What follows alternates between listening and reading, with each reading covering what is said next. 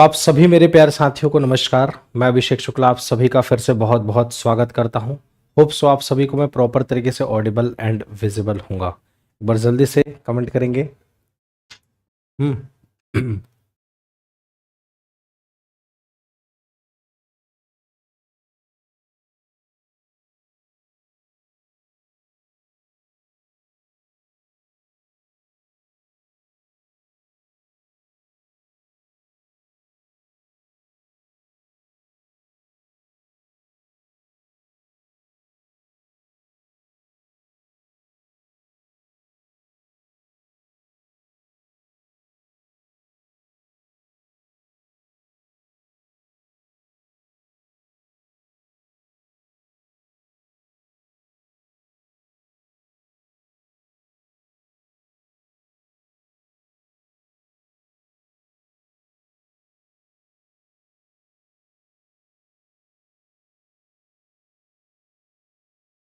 आप सभी को ऑडिबल विजिबल हूँ। एक बार जल्दी से आ जाइए। सेशन स्टार्ट हो गया है। Good morning good morning. बहुत ही अच्छा सेशन स्टार्ट हो गया है। 1 मिनट देंगे। आवाज आ रही है आप सभी को? Hello hello hello.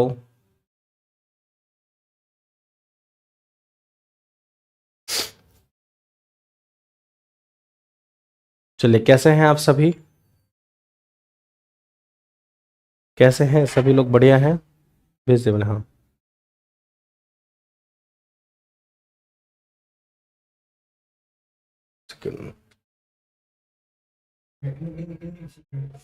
हम्म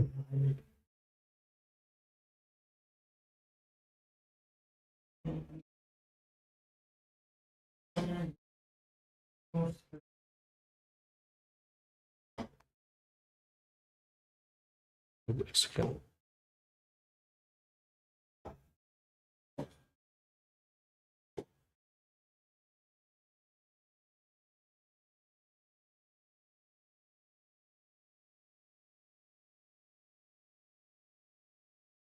कैसे हैं आप सभी? ठीक है ठीक है ठीक है ठीक है। चलिए, तो सेशन हमारी स्टार्ट हो गई। आ जाइए फटाफट सभी लोग, जितने भी बच्चे हैं सभी बच्चे आ जाएंगे फटाफट। उम्मीद आशा करता हूँ आप सभी को ऑडिबल विजिबल हूँ। आप सभी को एक बार जल्दी से आ जाइए। और हम लोगों का जो क्वेश्चन है वो अप्रोक्स 90 तक हो गया था ना। हम इसको स्टार्ट करते हैं 64 64 से। ठीक है, क्योंकि हमारा रिवीजन जो है वो बड़ा ज़रूरी है। आप सभी को पता है, हम कोई भी क्लास स्टार्ट करते हैं तो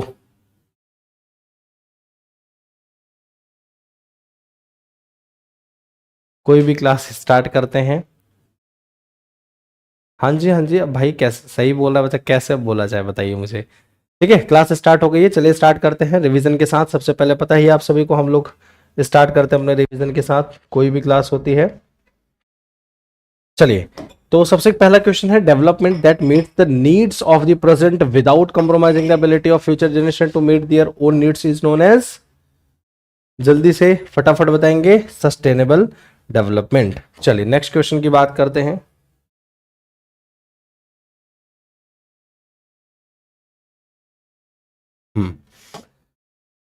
नेक्स्ट क्वेश्चन की बात करते हैं, आंसर करेंगे फटाफट। आप सभी को पता है ये हमारा हो चुके हैं, तो इसलिए कोई भी बच्चा अगर पहली बार आया है तो उनको पता होना चाहिए कि रिवीजन क्लास चली, इसलिए थोड़ा तेजी से चलेगी।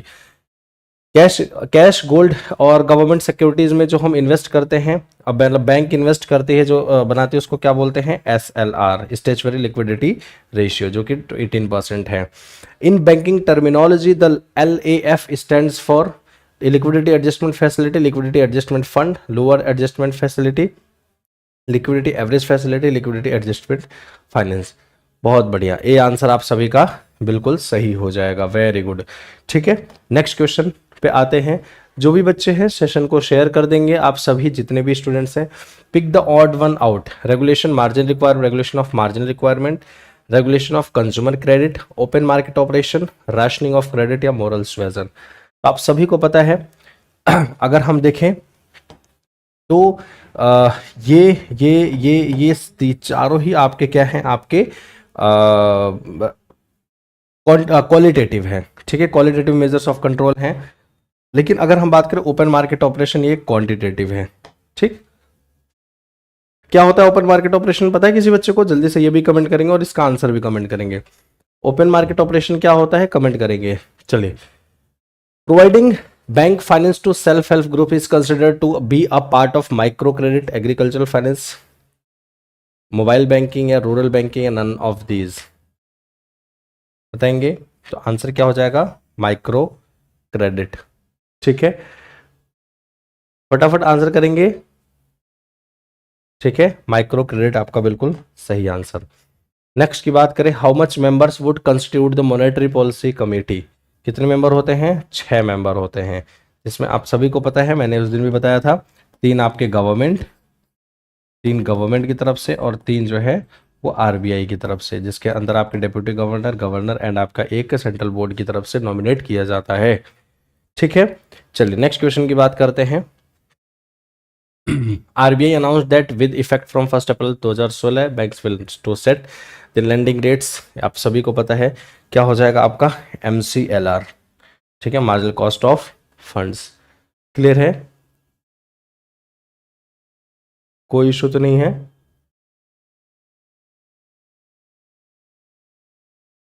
चलिए नेक्स्ट क्वेश्चन की बात करते हैं। The amount specified as cash reserve ratio is held in cash and cash equivalent is stored in bank vaults और पार्क विद, किसके पास रखा जाता है? तो आपका क्या हो जाएगा, आरबीआई के पास रखा जाता है। आप सभी को पता होगा जो भी सीआरआर का अमाउंट है, टोटल एनडीटीएल का, उसका कुछ पार्ट जो है कमर्शियल बैंक्स को आरबीआई के पास रखना पड़ता है। समझ में आई बात सभी को? कोई यहाँ तक दिक्कत तो नहीं है? सो आरबीआई आपका बिल्कुल सही आंसर।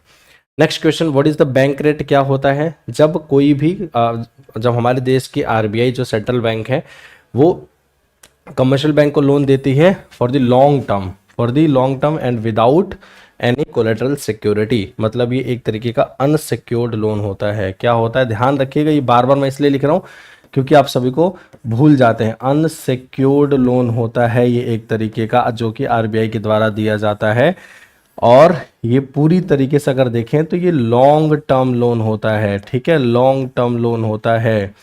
ठीक है, इस समय कितना रेट है, 6.50% है। हमेशा ये रेपो रेट के 25 बेसिस पॉइंट से ज़्यादा रेट होता है, हमेशा रेपो रेट से 25 बेसिस पॉइंट ज़्यादा होता है, ध्यान रखेंगे इस बात का। ठीक है, चलिए आगे बढ़ते हैं। NABARD is an apex bank for which sector, NABARD जो है वो किस बैंक किस सेक्टर के लिए एपेक्स बैंक है? तो वो आपका क्या है एग्रीकल्चर सेक्टर। आप सभी को पता ही है ये चीज़, कोई दिक्कत नहीं है। ठीक है, national bank for agriculture and rural development, ध्यान रखेंगे। जल्दी से कमेंट करके बताएंगे नाबार्ड की स्थापना कब हुई थी। ठीक है, नाबार्ड की स्थापना कब हुई थी और इसका मेन काम क्या है? ठीक है, इन विच ईयर किसान विकास पत्र स्कीम रीलॉन्च्ड, किस साल में दोबारा लॉन्च किया गया था किसान विकास पत्र? तो वो है 2014 है। ठीक है, सबसे पहले अगर देखिए इनिशियली कब किया गया था तो 1988। ठीक है, सबसे पहला कब लॉन्च किया गया था? 1988 में। फिर इसको 2011 में बंद कर दिया गया था। सबको लग रहा था कि कुछ न कुछ मतलब गलत किया जा सकता है, बट फिर इसको दोबारा से 2014 में लॉन्च कर दिया गया, ध्यान रखेंगे इस बात का। ठीक है, next question, the term crossing applies to which of the following instruments, bills of exchange, promissory note, hundis या फिर fix deposit receipts and cheques? तो आंसर क्या हो जाएगा आपका? चेक। आंसर क्या हो जाएगा? चेक। इसमें सबसे जो नया वर्ड है वो है हुंडीज। हुंडीज का मतलब होता है एक तरीके का, ये भी चेक की तरह रोल प्ले करता था, पेमेंट सिस्टम की तरह रोल प्ले करता था। कब, किस सिचुएशन में? मिडिवल पीरियड की बात करें तो उस समय। ठीक है,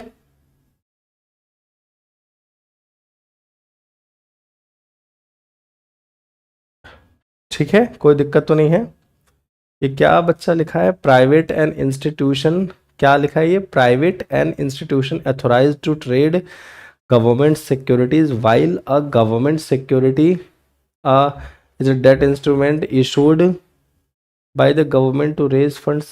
कहाँ पे है ये क्वेश्चन, कहाँ पे है? ठीक है, चलिए, how much duration is the lock in period किसान विकास पत्र, कितना है वो आपका? तो आपका आंसर क्या हो जाएगा? 30 मंथ्स। ठीक है, चलिए नेक्स्ट क्वेश्चन की बात करते हैं। In our country a cheque remains valid for payment for from the date of issue for 3 months. पता ही होगा आप सभी को, चेक इशू करते हो उसके बाद आपका 3 महीने का आपके पास ऑप्शन होता है, ठीक है। What is the full form of बीपीएलआर?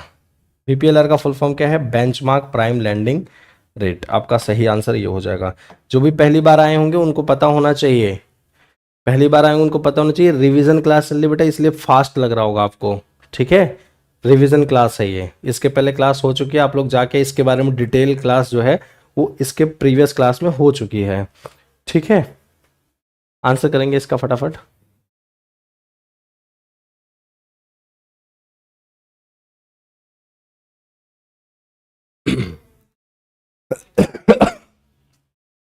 हाँ, क्या था question? Maximum amount of that banking ombudsman can be, ये क्या था आपका? 1 लाख रुपीज, ठीक है। 1 लाख रुपए मैक्सिमम दिया जा सकता है। देख लीजिए, अच्छी बात है भाई। हम देखो कौन से क्वेश्चन पे हैं, अप्रॉक्स 90 के आसपास क्वेश्चन हो चुके हैं हमारे, आप समझ रहे हैं कि तो ऑलरेडी ये हो चुके हैं इतना। हाँ, क्या है आपका? अपॉइंटमेंट फॉर बैंकिंग ओम्बड्समैन इन 1949 में जो अपॉइंटमेंट हुई थी, कौन से सेक्शन के तहत? Section 35A Indian banking regulation act. What does ALM stands for? Reference to banking sector assets liability management. आप सभी को उस दिन बताया था मैंने कि लायबिलिटी को हम टाइम पर पे कर सके, मतलब बैंक जो है वो अपने सारी लायबिलिटीज़ को टाइम पर पे कर सके, इस वजह से इस तरीके से एसेट्स का और कैश फ्लो का मैनेजमेंट करती है कि जिससे इतना उसके पास एसेट्स ज़रूर रहे कि उसके पास जो लायबिलिटी है वो टाइम से पेमेंट किए जा सके, ठीक है। कोई issue? Next question, loan given to an exporter guaranteed by whom? ECGC limited. आपका आंसर इसका सही हो जाएगा। ये हो गया था ना ये सब, ठीक है। What is CTS in banking sector?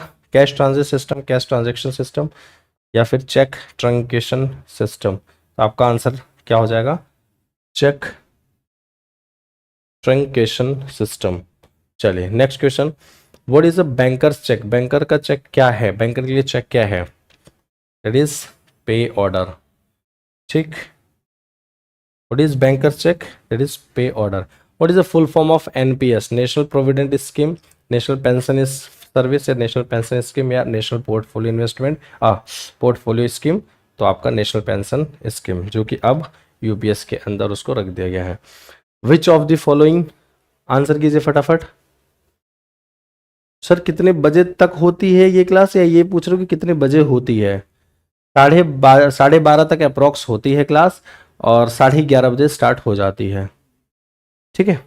Which of the following is liability product for a bank? तो वो है आपके पास दोनों ही, ये दोनों ही हैं।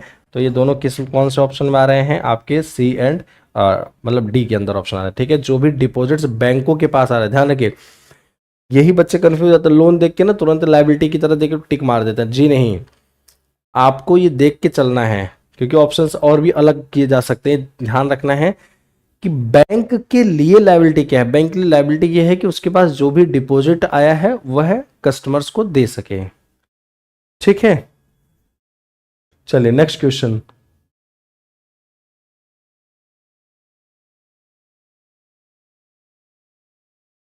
राशि सर लगता है पूरा नहीं पढ़ाए हैं, मतलब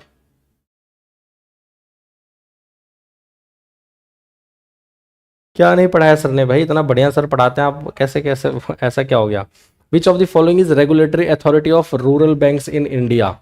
तो ध्यान से समझिए, रूरल बैंक की रेगुलेटरी अथॉरिटी, मैंने उस दिन क्या बोला था, यहाँ पे रेगुलेटरी अथॉरिटी पूछा जा रहा है बच्चों, ध्यान रखेंगे, यहाँ रेगुलेटरी अथॉरिटी पूछा जा रहा है। तो किसी भी जितने भी पूरे ऑल ओवर इंडिया के अंदर बैंक है, उसके रेगुलेटरी अथॉरिटी जो है, रेगुलेटरी अथॉरिटी जो है वो कौन है? आपका RBI है। रेगुलेटरी अथॉरिटी RBI है। लेकिन जितने भी आपके रूरल बैंक्स की बात करें या कोऑपरेटिव बैंक्स की बात करें, तो उसके लिए नाबार्ड सुपरवाइज करता है, रेगुलेट नहीं करता है, सुपरवाइज करता है। There is a difference between supervision and regulation. तो यहां पे रेगुलेटरी की बात हो रही है, तो रेगुलेटरी के अंदर कौन आएगा? RBI आंसर होगा। रेगुलेटरी के अंदर क्या होगा? RBI। लेकिन अगर यही सुपरविजन अथॉरिटी बोल देता, ठीक है, अगर सुपरविजन बोलता तो इसके अंदर आपका तब नाबार्ड हो जाता है इसका आंसर, ठीक है, तब इसका नाबार्ड हो जाएगा। याद है सभी को, ध्यान रखिएगा, मुझे पता था ये बच्चे गलती करेंगे। नाबार्ड क्या है, एक सुपरवाइजरी बॉडी है, ठीक है। आरबीआई एक रेगुलेटरी बॉडी है, जितने भी पॉलिसी रूल्स एंड रेगुलेशंस है वो आपके आरबीआई बनाएगी, ठीक है।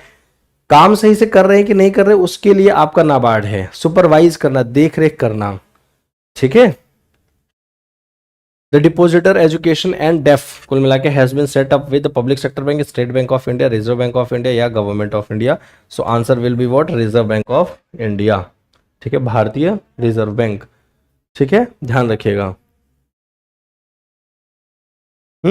चलिए आगे बढ़ते हैं। Next, bankers generally do not allow opening accounts in the name of हुम, पर्सन विद अनसाउंड माइंड, ठीक है। कोई भी ऐसा पर्सन जो कि अनसाउंड माइंड का है तो उसके बैंक अकाउंट ओपन नहीं किए जाते हैं।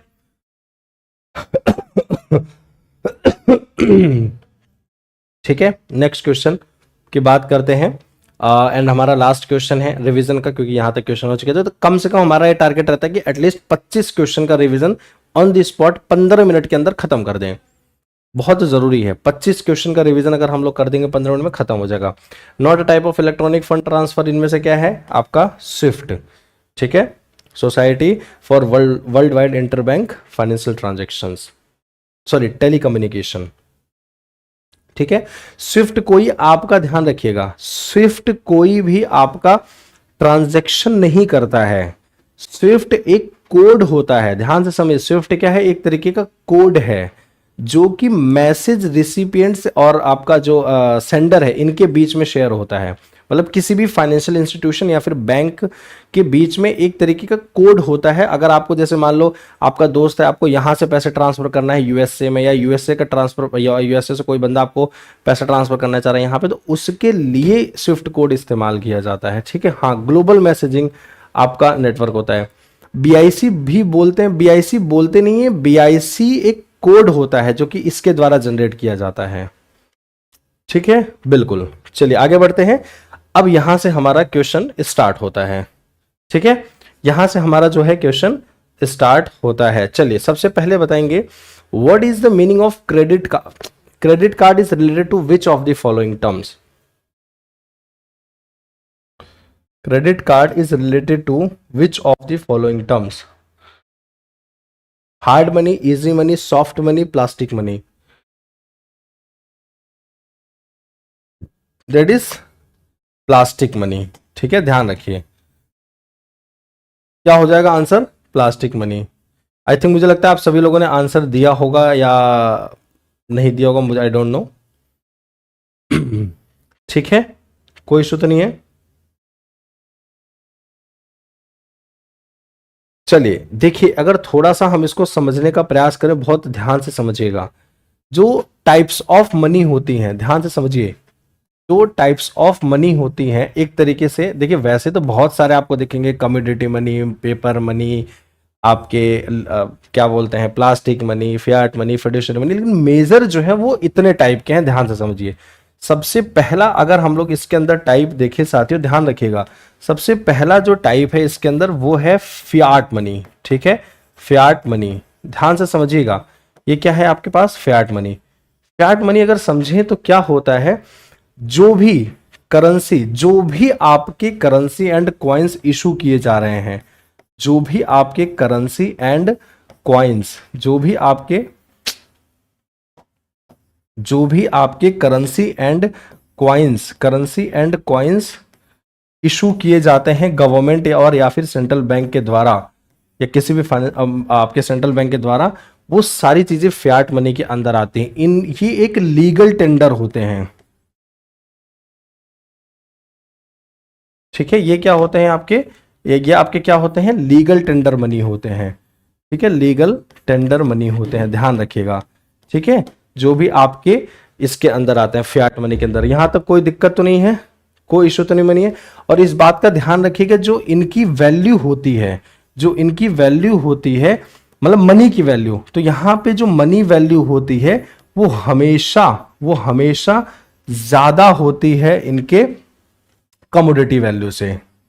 कमोडिटी वैल्यू का मतलब समझ रहे, इंट्रिंसिक वैल्यू जो है, ठीक है। कमोडिटी का मतलब ये है, यहाँ पे कमोडिटी का मतलब क्या है, कमोडिटी बोल लीजिए या फिर रियल वैल्यू बोल लीजिए, ठीक है, हमेशा ज्यादा होती। कमोडिटी मतलब जिस चीज का वो बनाया गया है।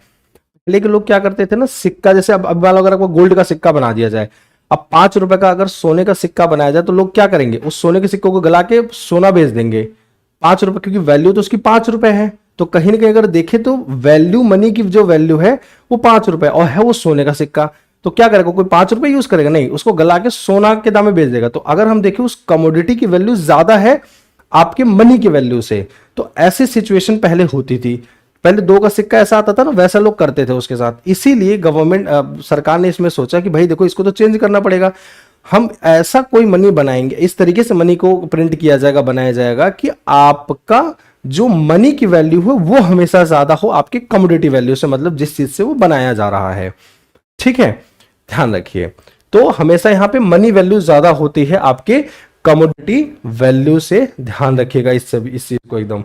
किसी प्रकार का कोई इशू तो नहीं है यहां पे, ठीक है। यही एक ऐसा मनी है जो आपका मीडियम ऑफ एक्सचेंज की तरह यूज किया जाता है आपके रियल लाइफ में, ठीक है, मीडियम ऑफ एक्सचेंज की तरह, ठीक, कोई इशू तो नहीं है।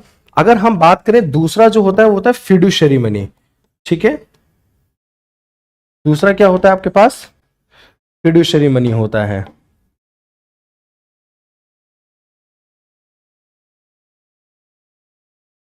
फिड्यूशियरी मनी, ऐसा कोई बच्चा तो नहीं है यहाँ पे जिसको राइटिंग मेरी समझ में नहीं आ रही हो? ऐसा भी अगर कोई बच्चा है तो मुझे बता दीजिए, कोई ऐसा बच्चा है जिसको राइटिंग समझ में नहीं आ रही हो, ठीक है। फिड्यूशियरी मनी क्या होता है, एक ऐसा मनी जो है कि एक तरीके से नॉट लीगल टेंडर मनी होता है, ठीक है। इनको लीगल टेंडर नहीं दिया जाता है, मतलब ये लीगल टेंडर नहीं है लेकिन फिर भी यूज किए जाते हैं जस्ट बिकॉज ऑफ ट्रस्ट के बिहाफ पे बस यूज किया जाता है। जैसे मान लीजिए आप जो भी बैंक में चेक्स यूज करते हैं, ठीक है, तो ये क्या है, जस्ट बिहाफ ऑफ ट्रस्ट की वजह से यूज किया जाता है। तो एक कंसिडर तो किया जाता है, बस एक कंसिडर के बिहाफ पे एक कंसिडर किया जाता है for medium of exchange, but ये एक्चुअल में गवर्नमेंट इसको लीगल टेंडर नहीं देती है, ठीक है। तो ये एक तरीके से ट्रस्ट पे चलता है। जैसे आप ले सकते हैं एग्जांपल, आपके चेक्स हो गए, ठीक है, चेक हो गया, डिमांड ड्राफ्ट हो गया, ये सब चीजें क्लियर है, कोई इशू तो नहीं है।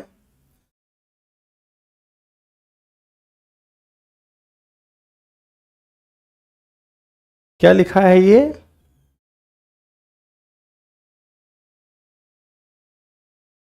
क्या लिखा है, आपसे खतरनाक तो सत्येंद्र सर लिखते हैं, उसका समझ जाते हैं।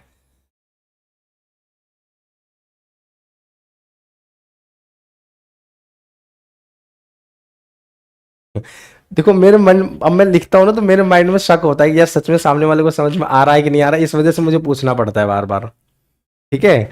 चलिए बाकी अब कोशिश कर, वैसे ही देखो इतना एक पेज तो वैसे ही लिख देता हूं मैं इतना, ठीक है। चलिए, और तीसरा जो है वो क्या होता है आपका प्लास्टिक मनी, ठीक है। प्लास्टिक मनी एक तरीके का वो मनी होता है, ठीक है, आपके जैसे यूज्ड एज डेबिट कार्ड, जैसे आपने यूज करते होगे डेबिट कार्ड, क्रेडिट कार्ड, ठीक है, एटीएम कार्ड जो भी हो गए, क्रेडिट कार्ड। एक होता है पेपर मनी जो आपका फिजिकली अवेलेबल होता है, आपने देखा होगा। कमोडिटी मनी होता है, कमोडिटी मनी क्या होता है, एक आपने सुना होगा कमोडिटी मनी। कमोडिटी मनी क्या होता है याद है, कमोडिटी मनी जो पहले बार्टर सिस्टम के टाइम पे यूज किया जाता था as a medium of exchange, ठीक है, used in barter system, barter system के टाइम पर यूज किया जाता था। मतलब क्या है, गुड्स एक दूसरे के गुड्स के उस पर एक्सचेंज किया जाता था, ठीक है, क्लियर है। एक बार सत्येंद्र सर से बोलना कि अच्छा नहीं है राइट।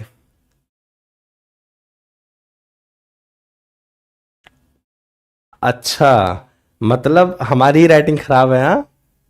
हालांकि सत्येंद्र सर बढ़िया लिखते हैं, ठीक है, कोई भी बच्चा बोले मैं तब भी नहीं मानूंगा वैसे भी। चलिए नेक्स्ट इस क्वेश्चन का आंसर करेंगे फटाफट, चलिए फटाफट आंसर करेंगे, चलिए फटाफट आंसर करेंगे क्वेश्चन। रुपए was introduced in which year, रुपए जो है वो कौन से साल में आपका इंट्रोड्यूस किया गया था? जल्दी बताएंगे फटाफट,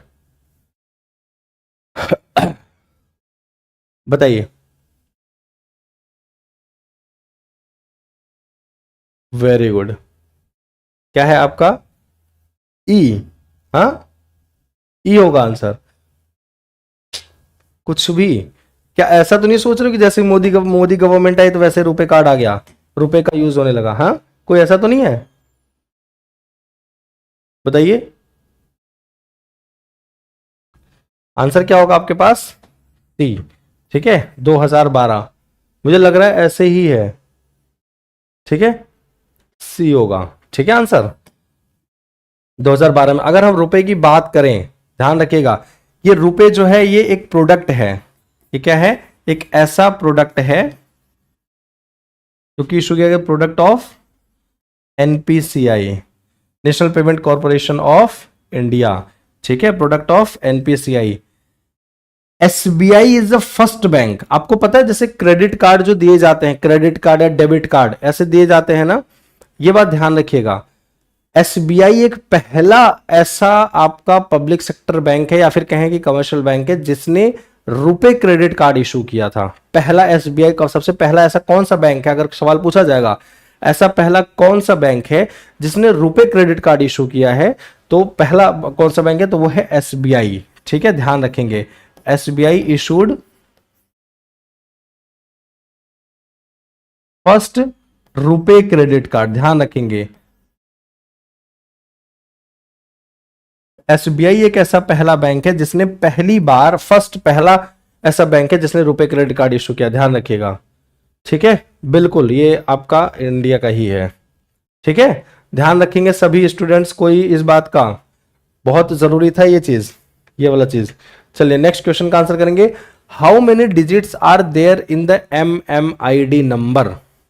एमएमआईडी नंबर में कितने डिजिट होते हैं? जल्दी से फटाफट आंसर करेंगे।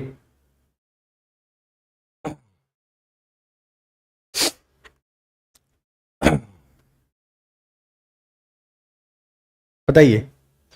ए, बिल्कुल, बहुत बढ़िया। ये शायद आपको मैंने उस दिन भी कराया था। 7 आपका बिल्कुल सही हो जाएगा आंसर। क्या हो जाएगा? 7 आपका बिल्कुल सही आंसर हो जाएगा। ठीक है, एमएमआईडी की फुल फॉर्म क्या होगी? मैं ही लिखूं कि आप लोग लिखोगे? मैं लिखूं कि आप लोग लिखोगे? बताइए। चलो भाई लिख ही देता हूं ना, कि सोचोगे सर मेहनत नहीं करना चाह रहे हैं।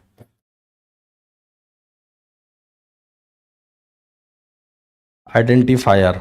ठीक है, आइडेंटिफायर। ठीक है, ध्यान रखें, एमएमआईडी की फुल फॉर्म क्या होगी? आपका मोबाइल मनी आइडेंटिफायर। अगर हम देखें इसके इसकी कितने कोड का होता है, तो आपका 7 डिजिट कोड का होता है। ध्यान रखिए, 7 डिजिट का होता है।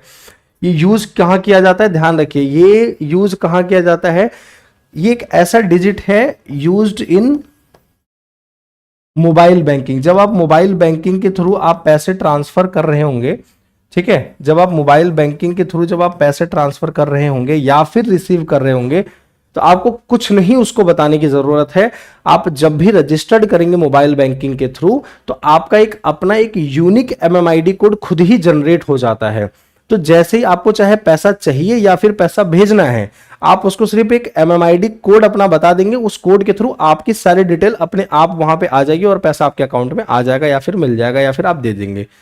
तो यहां पे है क्या, एक ऐसा कोड 7 डिजिट का होता है जो कि जैसे ही आप रजिस्टर्ड करते हैं वैसे ही आपका बैंक का अकाउंट का एमएमआईडी नंबर हो जाता है। और ये ध्यान रखिए, एक अकाउंट पर एक ही एमएमआईडी होता है, ये नहीं।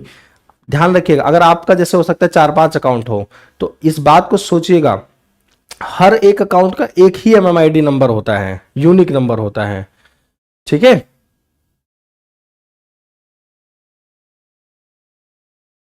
इतना कमेंट क्या? क्या हो गया भैया, क्या हो मेहनत?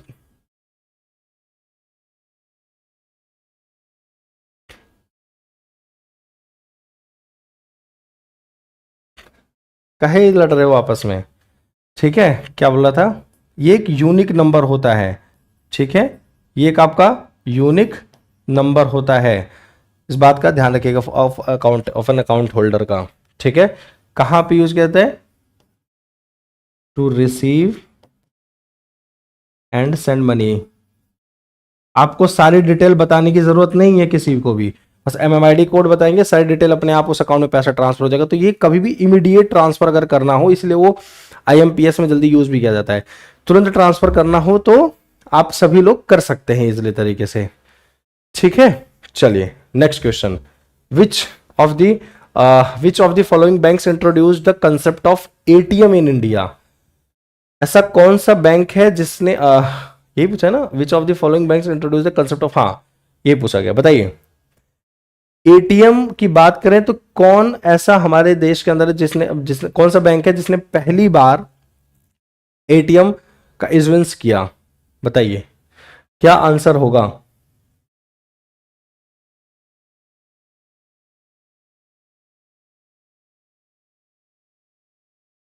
बताइए।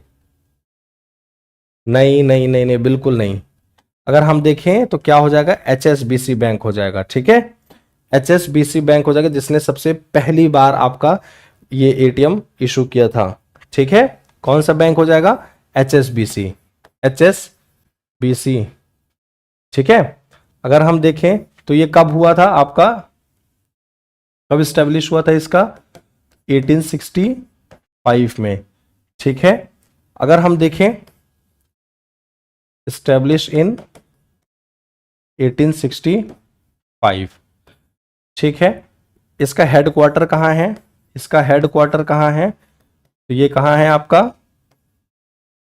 लंदन में, ठीक है। ध्यान रखिएगा कब इशू किया गया था, फर्स्ट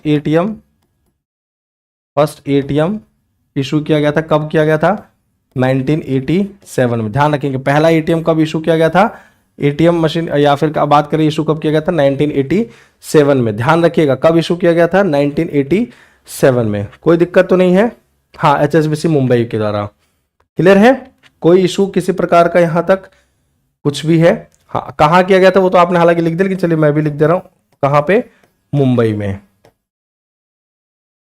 ठीक है। पहला ATM कब इशू किया गया था, 1987 में, क्लियर है, कोई दिक्कत तो नहीं है। इस समय अगर देखें HSBC के CEO कौन है, कौन बच्चा बताएगा, HSBC के इस समय CEO कौन है, ठीक है, नोएल क्विन, ठीक है। नोएल क्विन आपके CEO हैं, ठीक है, ध्यान रखिएगा। कहां गया, हाँ ठीक है। थोड़ा सा और बाकी के बैंकों की भी थोड़ा डिटेलिंग ले लें क्या, बताइए। थोड़ा सा आप लोगों को रिवाइज करा देते हैं, मुझे लगता है कि थोड़ा सा समझ में आना चाहिए। अगर हम देखें HDFC, अच्छा कैसे, सबसे पहले किसका स्टार्ट करें, तो ICICI का स्टार्ट करें या HDFC का। चलिए इसे ICICI की बात करते हैं।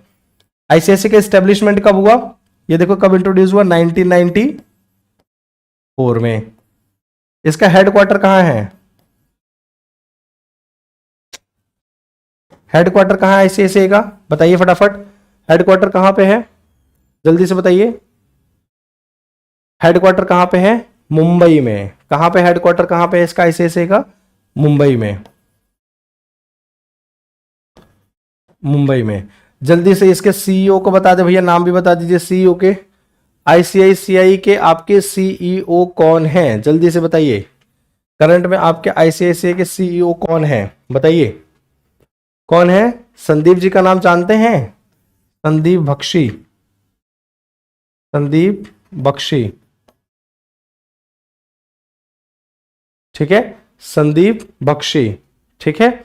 संदीप बख्शी आपका बिल्कुल सही आंसर हो जाएगा,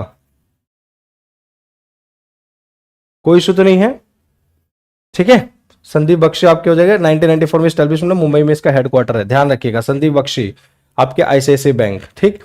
HDFC का स्टैब्लिशमेंट कब हुआ, 1994, HDFC 1994, ठीक है। ये भी 1990 सेम 4 का ही है।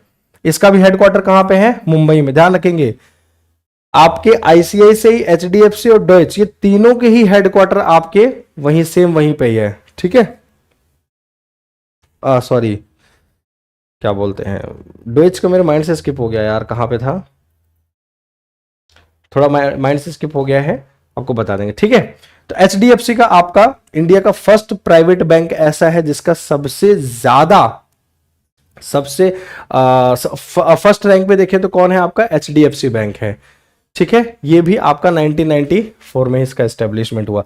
एचडीएफसी बैंक के आपके वो कौन है, क्या बोलते हैं, सीईओ कौन है आपके, एचडीएफसी बैंक के सीईओ कौन है, यहां पे लिख दे रहा हूं।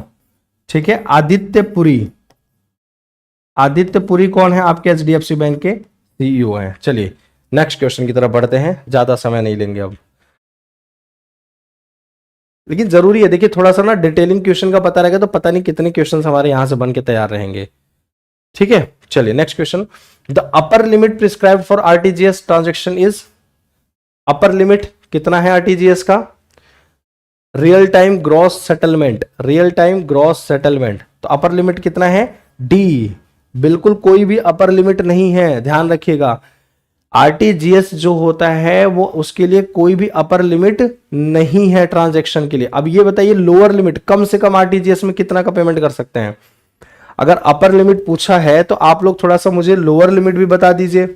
अगर आप सभी से अपर लिमिट पूछा है तो लोअर लिमिट कितना हो जाएगा आपका, 2 लाख हो जाएगा। कितना हो जाएगा, अगर यही चीज, अगर अपर लिमिट की जगह अगर यहाँ पे लोअर पूछा होता, अगर अपर की जगह लोअर पूछता, लोअर लिमिट पूछता, तो वो कितना आंसर हो जाता, 2 लाख के लिए हो जाता।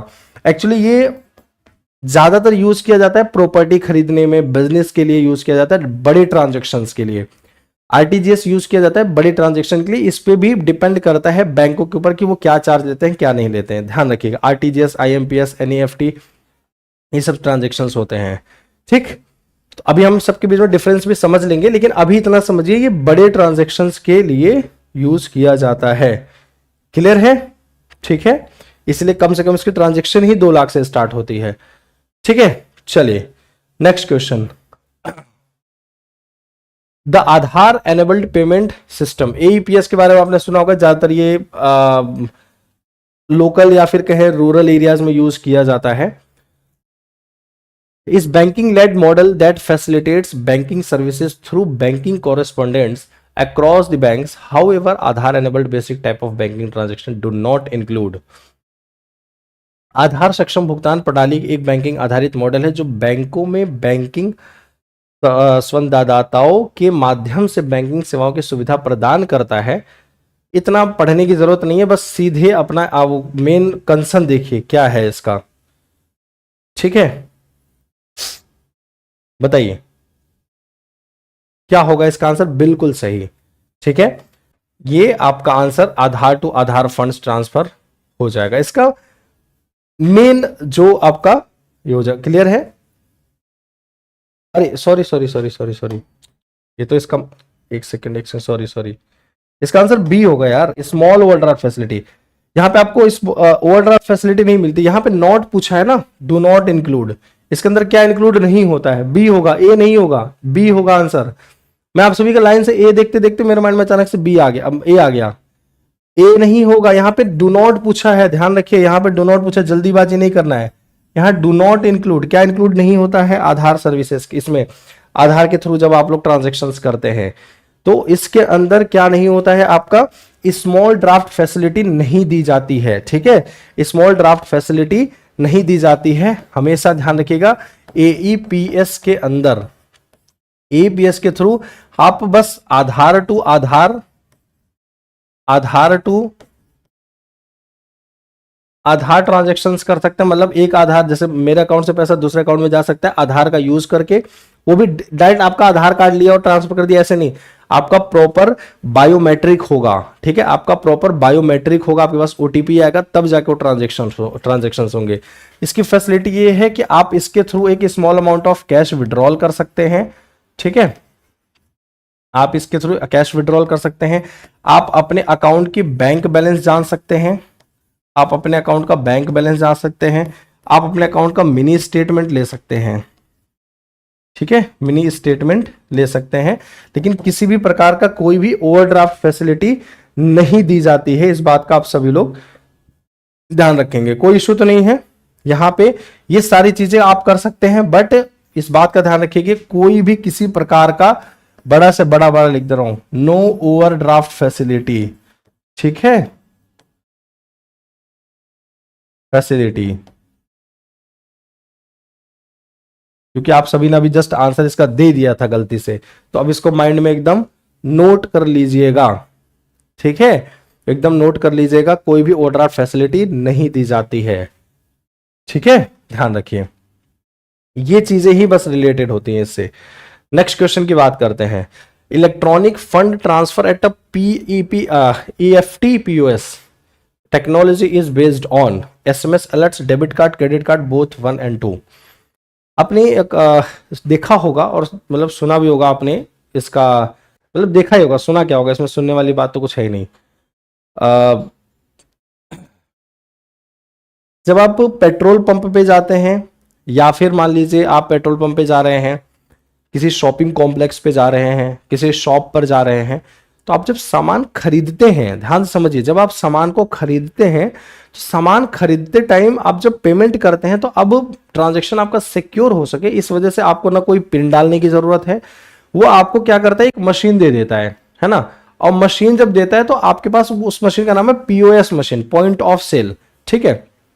सेल के टाइम पर ही उसको आप अपने, जब आप पेमेंट करेंगे कार्ड से या फिर डेबिट कार्ड यूज कीजिए या क्रेडिट कार्ड यूज कीजिए, पैसा उस, अब ये नहीं कि आप उसने मशीन दे दिया आपने उसके अंदर कैश डाल दिया, 100 रुपए का मशीन दे दिया आपने 100 रुपए कैश डाल दिया, ऐसा मत कर देना कि कैश डाल दिया आपने 100 रुपए, वहां पे उसमें पैसे डालने के लिए तो वहां पे सिर्फ क्रेडिट कार्ड और डेबिट कार्ड यूज किया जाता है उसमें, ठीक है।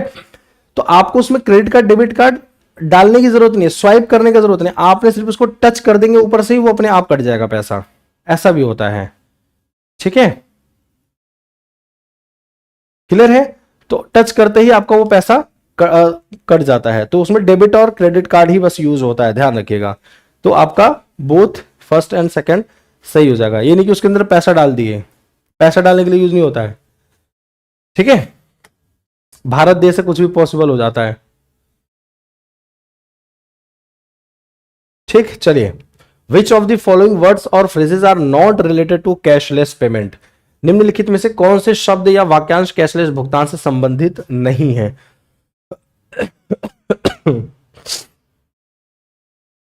बताइए इनमें से कौन सा कैशलेस पेमेंट से संबंधित है। तो बहुत इजी क्वेश्चन है, बहुत बहुत इजी क्वेश्चन है, इसमें तो मुझे लगता है, हाँ वाह वाह वाह वाह वाह, कौन दे रहा है भैया, ये कौन है, अमन अवस्थी जी। वो कह रहे हैं सर जो पीओएस मशीन देगा सामने वाला, क्या उसमें सर क्या यार, राशन कार्ड लगा के स्वैप कर सकते हैं क्या, ये क्या सवाल है मतलब। मतलब तुम पीओएस मशीन पे क्या बोलते हैं, राशन कार्ड लगा के पैसा पेमेंट करोगे कि मेरा राशन इस महीने का इतना आएगा आपके दुकान पे मैं भिजवा दूंगा, 1,000 रुपए का बिल हुआ है, 1,000 रुपए का राशन आपके दुकान पे भिजवा दूंगा, इसलिए राशन कार्ड वहां यूज करोगे क्या, पेमेंट करने के लिए राशन कार्ड यूज करोगे, ठीक है। तो हम कॉइन्स जो है वो फिजिकल कॉइन्स है वो यूज नहीं करते,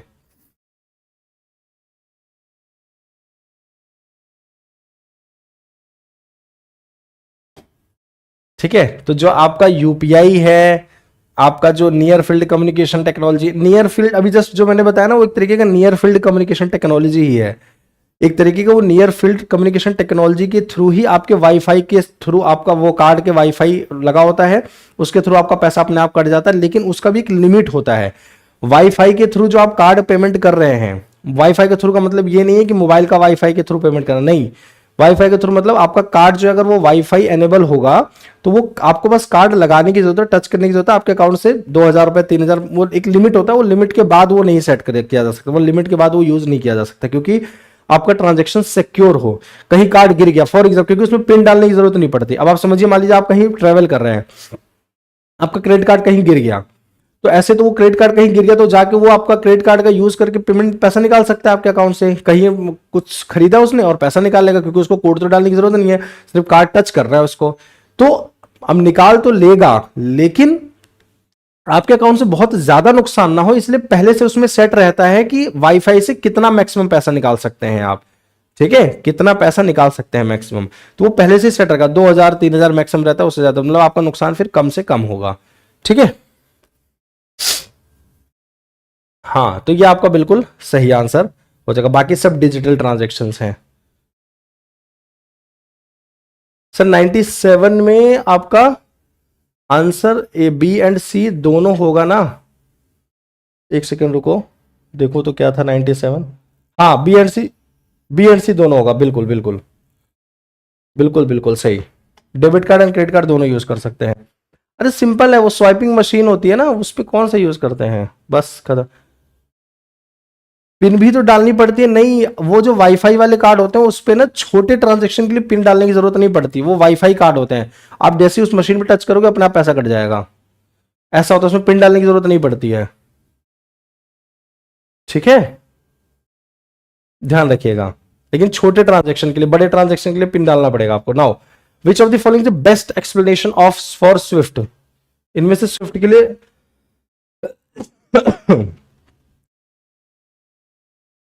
चलिए, very good. Overseas communication system in banks, ये क्या है आपका, जो विदेशी संचार प्रणाली है उसको एक फाइनेंशियल सिस्टम, जो भी आपके विदेश से यहाँ पे के बीच में, अभी जस्ट मैंने स्विफ्ट के बारे में इतनी बार बताया और अभी फिर से बता रहा हूँ, वही सेम चीज क्या है, सोसाइटी फॉर वर्ल्ड वाइड। आगे आप सभी लोग खुद ही बता दीजिएगा। ठीक है, ये क्लियर हो जाएगा आपका। ओवरसीज कम्युनिकेशन सिस्टम एक तरीके का आपका टेली कम्युनिकेशन कोड है जो कि जनरेट किया जाता है। ठीक है, जैसे मैंने आपको जस्ट एग्जांपल मैंने समझाया भी कि बाई चांस मान लीजिए कोई भी ट्रांजैक्शन आपको करना है, यूएसए में किसी अपने दोस्त को पैसा भेजना है, तो आप अपने बैंक में जाएंगे। फॉर एग्जांपल आपका अकाउंट है एसबीआई में, ठीक है, आप एसबीआई में जाएंगे, आप उनको बोलेंगे, ध्यान से समझिए स्विफ्ट कोड कैसे काम करता है।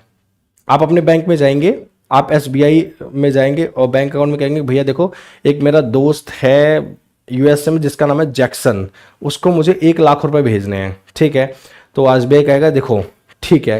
अब वो क्या करेगा, मान लो कोई भी बैंक यूएसए का है, ठीक है, वेल आर्गो ले लो, ठीक है, वहां पे पैसा भेजना है, तो अब कोई रिलेशन तो है नहीं यूएसए के बैंक के और हमारे देश एसबीआई का, कोई रिलेशन तो है नहीं, तो वो क्या करेगा, यहां से एक मैसेज भेजा जाएगा, एक मैसेज भेजा जाएगा विलार्गो को, ठीक है, जिसके थ्रू आपका क्या बोलते हैं कोड जनरेट होगा, स्विफ्ट कोड जिसको बोलते हो, कोड जनरेट होगा और फिर उस कोड के थ्रू जो है आपका ट्रांसमिशन होगा।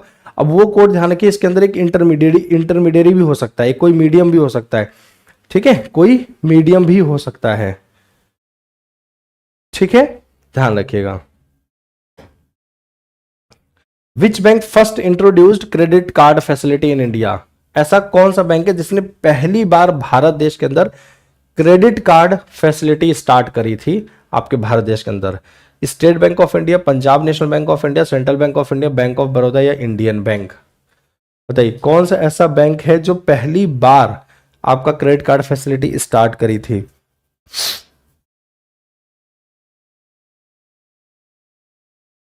बताइए, आंसर दीजिए फटाफट। कौन सा ऐसा बैंक है जिसने पहली बार क्रेडिट कार्ड फैसिलिटी, इतना तो मैं उम्मीद करता हूं सभी को पता होगा क्रेडिट कार्ड और डेबिट कार्ड के बीच में डिफरेंस, पता है ना सभी को कि बताना पड़ेगा। ए, बिल्कुल गलत।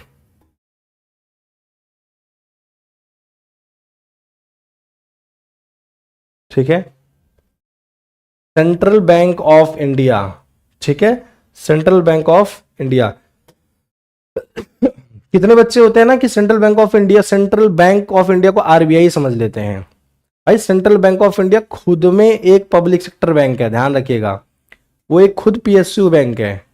ठीक है, सेंट्रल बैंक ऑफ इंडिया के द्वारा आपका पहला जो बैंक है, पहला बैंक ये है जिसने पहली बार क्रेडिट कार्ड फैसिलिटी इशू किया था आपके भारत देश के अंदर।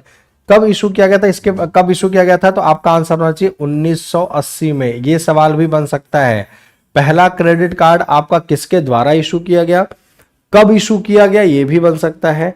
ठीक है, ये एक ऐसे बैंक है जिसने आपका डोमेस्टिक क्रेडिट कार्ड इशू करके वीजा के साथ कोलैबोरेट करके, वीजा मास्टर कार्ड होता है ना, वीजा मास्टर कार्ड अब रुपए भी हो गया है, ठीक है, उनके साथ कोलैबोरेट करके पहला क्रेडिट कार्ड इशू किया गया था। किसके द्वारा, किसके द्वारा, सेंट्रल बैंक के द्वारा।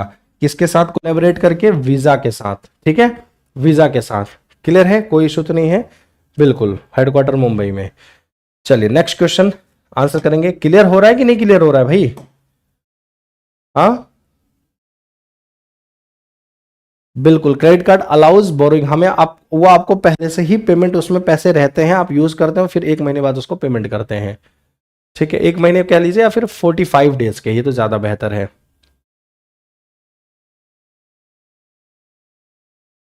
वाह, क्या सवाल है सर। पहली बार credit card Central Bank of India ने इशू किया था अपने देश के अंदर। अब इनका सवाल ये है कि सर उसने तो क्रेडिट कार्ड इशू किया, दिया, लेकिन सर अब यह भी बता दिए कि सबसे पहला क्रेडिट कार्ड किसने लिया। गजब, मतलब ये भी बताना पड़ेगा कि आपका क्या बोलते हैं सबसे पहला क्रेडिट कार्ड किसने लिया। ये तो इसका आंसर ना शालिनी आप दे दो। Sir full form sir HSBC की फुल फॉर्म बताए, Hong Kong and Shanghai bank of corporation. Hong Kong and Shanghai bank of corporation. Hong Kong and Shanghai bank of corporation.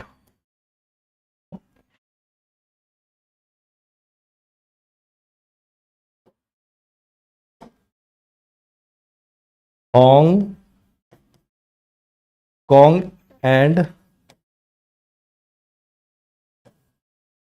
Shanghai bank of corporation. Corporation, HSBC का full form. ठीक है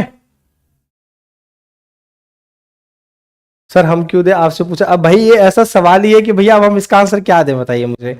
इसका क्या इसका कोई answer है क्या। अच्छा सवाल क्या था, अब ये मैं अब ये वाला भी सवाल भूल गया। क्या था सवाल। What is the limit of amount could be transferred using NEFT। NEFT के थ्रू कितना अमाउंट ऑफ ये ट्रांसफर किया जा सकता है। आप लोगों का आंसर क्या आ रहा है। एच हाँ बिल्कुल बिल्कुल सही। ठीक है, कोई भी लिमिट नहीं है इसकी। NEFT कितना भी अमाउंट, इवन 1 रुपए भी ट्रांसफर करना चाहे तो कर सकते हैं। चलो आप अगला दे दोगे, आप हम तो सभी का आंसर दे रहे हैं। ऐसा कोई बच्चा है जो पहली बार आ रहा है क्लास के अंदर, कि सब नोन वाले हैं। कोई है ऐसा बच्चा जो फर्स्ट टाइम आ रहा है क्लास के अंदर। क्या कह रहा था, हाँ इस पे कोई भी लिमिट नहीं है, ध्यान रखिएगा। ठीक है, थोड़ा सा आप सभी को मैं एक बार ना उसका मैं सोच रहा हूं एक्सप्लेन कर दूं ढंग से। देखिए अगर हम बात करते हैं RTGS की, इसका फुल फॉर्म क्या होता है, रियल टाइम ग्रॉस सेटलमेंट। ठीक है, ध्यान रखिए क्या है आपका रियल टाइम ग्रॉस सेटलमेंट। इसमें अगर हम देखें कम से कम इस चीज को करने के लिए आपका मिनिमम जो बैलेंस होना चाहिए वो आपका 2 लाख रुपए ट्रांसफर करने के लिए होना चाहिए। मैक्सिमम जो है वो कोई 1 रुपए भी मतलब कोई भी लिमिट नहीं है, आप कितना भी कर सकते हैं। ध्यान रखिएगा ये जो रियल टाइम ग्रॉस सेटलमेंट है मतलब RTGS है, ये आप मैक्सिमम कितना भी आपका मन करे वो ट्रांसफर आप कर सकते हैं। क्लियर है। चार्जेस अगर हम बात करें, क्या इस पे कोई सर चार्जेस लगता है। चार्जेस डिपेंड्स ऑन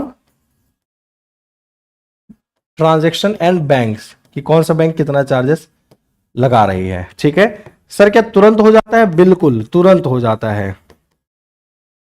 ठीक है, 24x7x365 ये भी लिख लो मन करे तो आपका। ठीक है, ध्यान रखिएगा मिनिमम मैक्सिमम।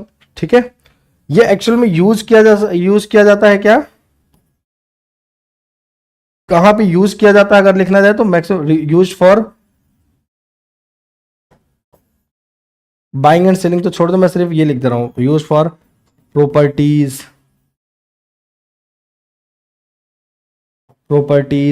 लार्ज बिजनेसेस के अंदर यूज किया जाता है ट्रांजैक्शन के लिए। ठीक है, मतलब बड़े कुल मिलाकर अगर एक लैंग्वेज में कहें तो आपका बड़े बिजनेसेस के लिए या फिर बड़े ट्रांजैक्शंस के लिए यूज किया जाता है इस चीज को। ठीक है, कोई दिक्कत तो नहीं यहां तक, कोई इशू तो यहां तक किसी प्रकार का। ठीक, अगर इसमें पूरी तरीके से अगर IMPS की बात करें तो यहां पे कोई भी इस पे लिमिट नहीं है। ठीक है, अगर हम इसी में बात करें आईएमपीएस की, तो थोड़ा सा आप लोग खुद ही ऐड कर दीजिएगा। आईएमपीएस में किसी प्रकार की कोई भी लिमिट नहीं होती है, ठीक है। बस ये है कि जहां तक कि शायद 5 लाख रुपए तक आप मैक्सिमम ट्रांसफर कर सकते हैं आईएमपीएस के लिए, ठीक है, क्योंकि उसके अंदर आपको एमएमआईडी कोड की जरूरत पड़ती है। हाँ हाँ हाँ हाँ, बिल्कुल कर सकते हैं, ठीक। चलिए नेक्स्ट क्वेश्चन का फटाफट आंसर करेंगे आप सभी लोग। What is the IFSC in the banking terminology. एक ना आप सभी को मैं सोच रहा हूं वो भी क्लास ले लिया जाए आपके बैंकिंग एब्रीविएशन के ऊपर, बैंकिंग एब्रीविएशन के ऊपर सोच रहा हूं मैं एक क्लास ले लिया जाए। बताइए what is IFSC in banking terminology. Indian fund system code, international financial system code, intra bank financial system code, या फिर इंडियन फाइनेंशियल सिस्टम कोड। ठीक, उस दिन मैंने आप सभी को बताया भी था, एमएमआईडी, आईएफएससी, सारे ही चीजें आपको बहुत डिटेल में बताया था मैंने, ठीक है, क्लियर है। अगर हम थोड़ा सा इसको देखें तो आईएफएससी कोड कितने डिजिट का होता है, कितने डिजिट का होता है आईएफएससी कोड, 11 डिजिट का कोड होता है। कितने डिजिट का होता है, 11 डिजिट का, जिसमें जो स्टार्टिंग के 4 डिजिट होते हैं, जो स्टार्टिंग के 4 डिजिट होते हैं, 4th डिजिट नहीं 4 डिजिट्स, स्टार्टिंग के जो 4 डिजिट होंगे वो बैंक का नाम होता है, ठीक है। वो बैंक का क्या होता है, बैंक के बारे में होता है, मतलब बैंक का नेम की तरह होगा, ठीक है, ठीक है। जैसे यूको बैंक है, ठीक है, यूको बैंक है, तो आपका क्या होता है, बीओबी बैंक है, बीओबी लिख देगा, ठीक है। एसबीआई बैंक है तो एसबीआई लिख देगा, यानी कि पूरा स्टेट बैंक ऑफ इंडिया लिख देगा, नहीं, एसबीआई। स्टार्टिंग के 4 कैरेक्टर बैंक का नाम होता है। जो आपका हमेशा ध्यान रखिए 5th कैरेक्टर, 5वां कैरेक्टर जो होगा वो हमेशा 0 होगा, ध्यान रखिएगा इस बात को। ये भी सवाल पूछा जा सकता है कि आईएफएससी कोड का 5वां डिजिट क्या होता है, ठीक है, 5वां कैरेक्टर हमेशा 0 होता है। बाकी रेस्ट ऑफ दी जो आपके 6 डिजिट बच गए, जो रेस्ट ऑफ दी 6 डिजिट जो बच गए हैं, वो आपका क्या होता है, ब्रांच कोड होता है। वहां पे एक उस बैंक का ब्रांच कोड दिया जाता है, मतलब ब्रांच कोड का डिजिट दिया जाता है, ध्यान रखिए। आईएफएससी कोड में टोटल 11 डिजिट होते हैं, ठीक। एक्चुअली ये यूज क्यों किया जाता है आईएफएससी कोड किसी भी पैसे का अकाउंट में ट्रांसफर करने के लिए, इससे ये पता चलता है कि बैंक का तो नाम पता ही चलता है, लेकिन साथ साथ में ये भी पता चल जाता है कि इस आईएफएससी कोड से कि कौन से बैंक का ब्रांच है ये, ठीक है, इस बैंक का ब्रांच है कहां, किस ब्रांच से ये किया गया है पैसा ट्रांसफर, इस वजह से यूज किया जाता है, ठीक है। इस वजह से आईएफएससी कोड का यूज किया जाता है, ठीक है। फुल फॉर्म तो ये पता ही है, आईएफएससी कोड 11 डिजिट का होता है। कोई भी क्वेश्चन यहां से पूछेगा तो आप सभी लोग 4 क्वेश्चन यहां से ऑलरेडी आपके और भी तैयार हैं। तो अगर हम 10 क्वेश्चन करते हैं, 15 क्वेश्चन करते हैं, तो अप्रोक्स वहां से 10-20 क्वेश्चन अपने मन से बना सकते हैं हम लोग, ठीक है। चलिए आंसर करेंगे। White label ATMs are owned and operated by whom, public sector bank, regional rural bank, foreign banks या non banking financial institutions. White label ATMs, कौन सा सेकंड लाइन, कौन सा सेकंड लाइन, मतलब मेरी राइटिंग नहीं समझ में आ रही है। ये वाला स्टार्टिंग 4 डिजिट कोड, मतलब जैसे जो 11 डिजिट का कोड स्टार्ट होता है, स्टार्टिंग के जो 4 नंबर होते हैं ना, 4 नंबर वो बैंक का नाम होता है, 5वां डिजिट जो होता है वो 0 होता है, और बाकी की जो 6 डिजिट बच गए वो आपके उस बैंक के ब्रांच का कोड होता है, ठीक है, ध्यान रखिएगा। अभी मैं आपको ऐसे बता देता हूं, जैसे स्टार्टिंग का 4 डिजिट जो होगा, स्टार्टिंग का 4 डिजिट जो होगा, मान लो एसबीआई बैंक है तो SBIN ये लिख दिया, 5वां जो डिजिट होगा वो 0 होगा, 5वां डिजिट क्या होगा, वो 0 होगा, 5वां डिजिट। बाकी की जो रेस्ट ऑफ दी 6 डिजिट है, मान लो 0 0 5 7 3 2 ये है, तो ये जो 6 डिजिट है ये बैंक का, ये ब्रांच कोड होगा, उस बैंक का क्या होगा, ब्रांच कोड होगा। ये टोटल मिला के 11 डिजिट बनता है, जो कि आपका आईएफएससी कोड कहलाता है, ठीक है। चलिए बहुत बढ़िया, तो आंसर क्या हो जाएगा इसका, ये किसके द्वारा यूज किया जाता है, आपके एनबीएफसी के द्वारा यूज किया जाता है। ये आपका जो एटीएम होता है व्हाइट लेवल, बहुत सारे तरीके के अलग अलग लेवल के एटीएम होते हैं, ब्राउन लेवल एटीएम, आपका पिंक लेवल एटीएम, ठीक है, बड़े अलग अलग तरीके के आपके एटीएम्स होते हैं। आप सभी को शायद मुझे लगता है पता ही होगा, ठीक है, green level ATM, yellow level ATM, अलग अलग तरीके के आपके एटीएम देखने को मिलते हैं। बता दो सभी एटीएम के बारे में, सभी एटीएम के बारे में बता दो आप सभी को।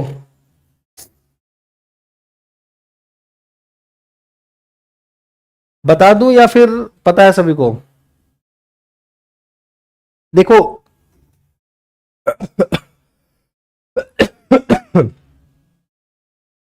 देखिए एक बात ध्यान रखिएगा।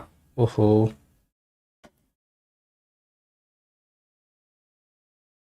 देखिए सबसे पहले देखिए, अगर हम लोग white level ATM,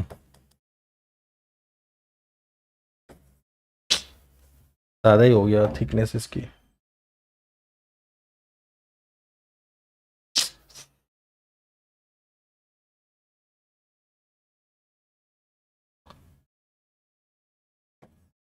white level ATM, ठीक है। व्हाइट लेवल एटीएम जो एक्चुअली देखें तो किसके द्वारा यूज किया जाता है? आपके एनबीएफसी के द्वारा, ठीक है। इसके स्पॉन्सर्स अलग अलग बैंक्स होते हैं, जैसे कि आपने मुथूट फाइनेंस सुना होगा, ठीक है, मुथूट फाइनेंस हो गया, ठीक है। आपने सुना होगा इंडी कैश, जो कि टाटा टेलीकम्युनिकेशन के द्वारा, टाटा कम्युनिकेशन के द्वारा, ठीक है। इंडी कैश, इंडी कैश सुना है आपने? इंडी कैश, ठीक है, जो कि टाटा का एक ब्रांड है। तो ये एक तरीके के क्या है आपके व्हाइट लेबल, जो कि आपके एनबीएफसी के द्वारा हो किए जाते हैं, ठीक है। ध्यान रखिए किसके द्वारा किए जाते हैं? आपके एनबीएफसी के द्वारा। क्लियर है? ये पर्टिकुलर ये बात ध्यान रखिएगा, किसी बैंक के एटीएम होते हैं, बैंक एटीएम नहीं होते हैं, ठीक है। Not from any bank ATM.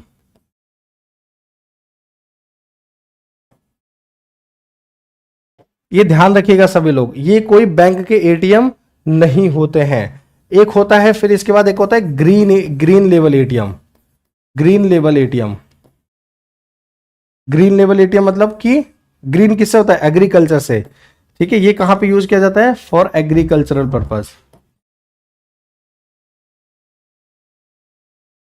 Purpose के लिए एटीएम होता है।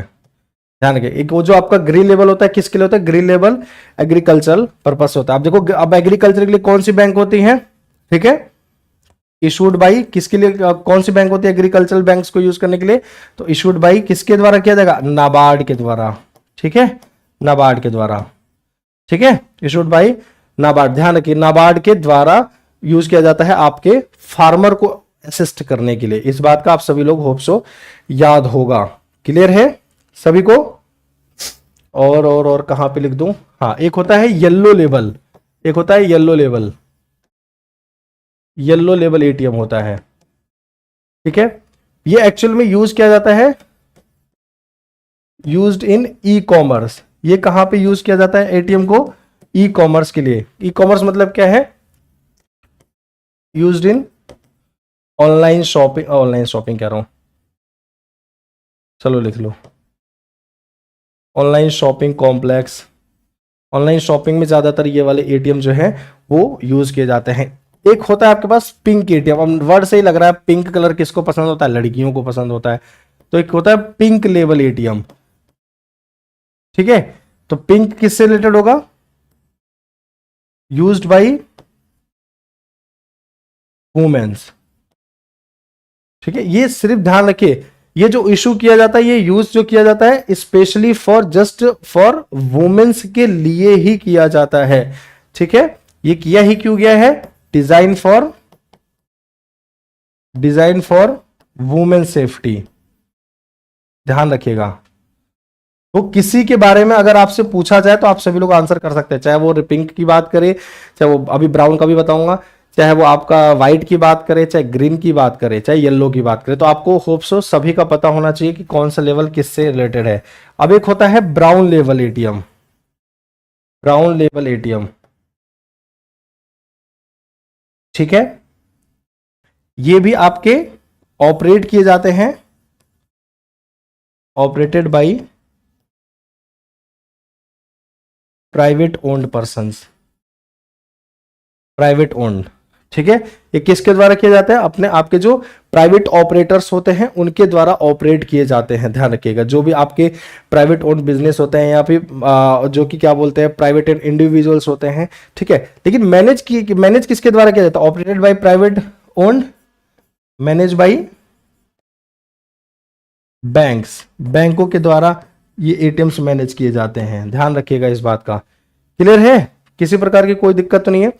इन एटीएम्स पे ना ध्यान रखिए, इन एटीएम से जो होते हैं, ये जो एटीएम होते हैं इनके ऊपर, क्योंकि अलग अलग बैंकों के द्वारा मैनेज किए जाते हैं, तो इनके ऊपर ना अलग अलग बैंकों के बहुत सारे मल्टीपल लोगोज देखने को आपको मिलेंगे। इन बैंकों के ऊपर क्या बोलते हैं, मल्टीपल लोगो देखने को मिलेगा, बहुत बड़े बड़े। ठीक है, हाँ अब देखो, मुझे पता था कुछ ऐसा सवाल जरूर आएगा। क्या? चलिए इसको नोट कर लीजिए, फिर बात करते हैं इस पे।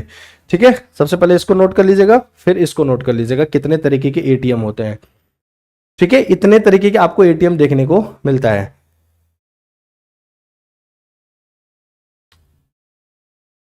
चलिए, अब एक भाई साहब है, इनका पूछना है कि सर अगर पिंक लेबल एटीएम लड़कियों के लिए है तो ये भी सर बता दीजिए, सर लड़कों के लिए भी कोई एटीएम है क्या? अरे भाई मेरे, आप जो एटीएम यूज करते हो क्या वो यूज नहीं करते हो? वो तुम नहीं यूज करते हो क्या? ये बताइए। ठीक है,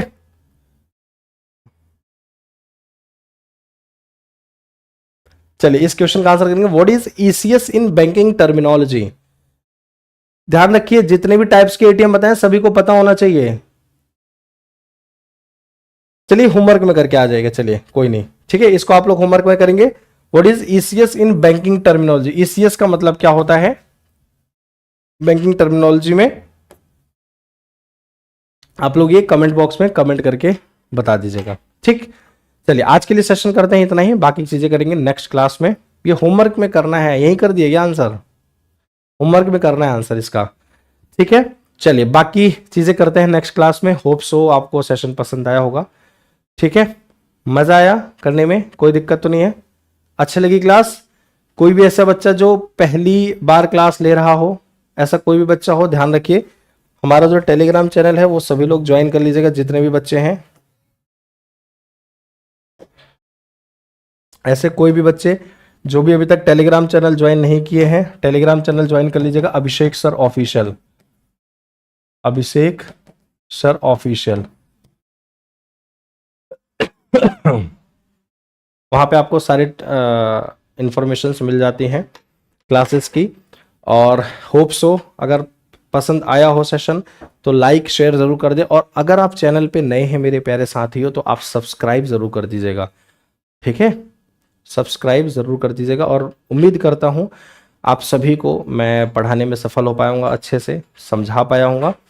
तो कोशिश ये करना है आप सभी ने अभी मन लगाकर बस और बस और बस पढ़ाई करना है। ये सेशन डेली बेसिस पे देखते रहिए, आपको मैं गारंटी दे रहा हूँ। आपको लग रहे होंगे 1 घंटे में सर 10 ही क्वेश्चन हो पाया, 20 ही क्वेश्चन हो पाया। मैं सच बता रहा हूँ, 10-20 क्वेश्चन नहीं, वो कम से कम नहीं तो 50 क्वेश्चन के बराबर हैं ये 10-20 क्वेश्चन। क्यों? क्योंकि हम हर एक क्वेश्चन को डिटेल में पढ़ते हैं। ठीक है, डिटेल्ड में पढ़ते हैं तो हर एक क्वेश्चन का आपको बेनिफिट मिल रहा है। हर एक क्वेश्चन के अपने अलग अलग क्वेश्चंस बन सकते हैं। ठीक है, ध्यान रखिएगा। तो आप सभी लोग इसलिए जुड़ते रहें।